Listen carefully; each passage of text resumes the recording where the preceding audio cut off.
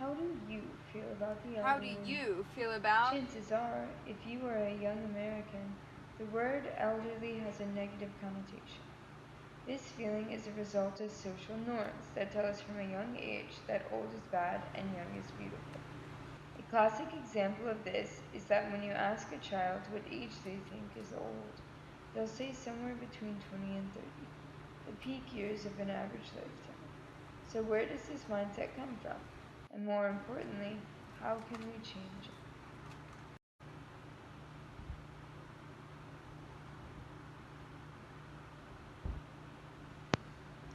So, what is ageism?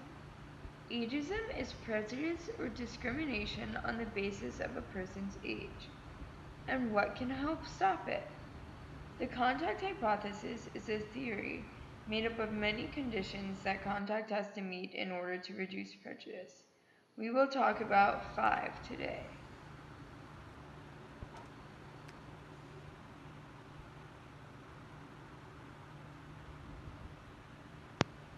The first is equal status contact. This means that neither person can have more power than the other. An example of this is at a nursing home. Although the employees have more power over the patients than the patients have over the employees, any visitors have the potential for equal status contact.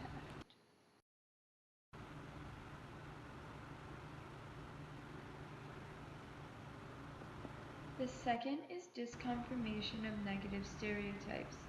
This means that a person who is ageist must come in contact with multiple elderly people who break their stereotypes before they will change them. If a person only ever comes in contact with one elderly person, it is easy to think of them as the exception to the rule.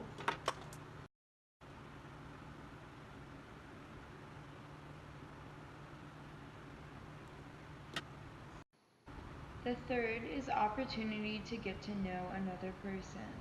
In order to break prejudices, the prejudiced person has to see the other person as like themselves and find similarities. This will help a person to break the stereotypical mold and see that the elderly are diverse.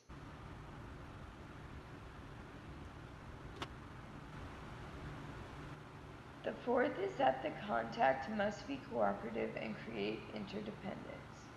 Both sides must rely on each other to achieve their goals. An example of this would be if a child came to visit their elderly grandparent in a nursing home and asked for advice. While their goals may be different, the child needs the grandparent for advice, and the grandparent needs the child to have somebody to talk to and share their knowledge with.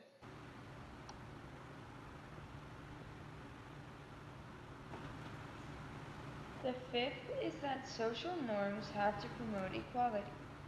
Going back to the example where the child was visiting the grandparent, in order for this contact to be helpful, the nursing home must have a policy that the elderly are equal to their visitors, and they also must enforce it.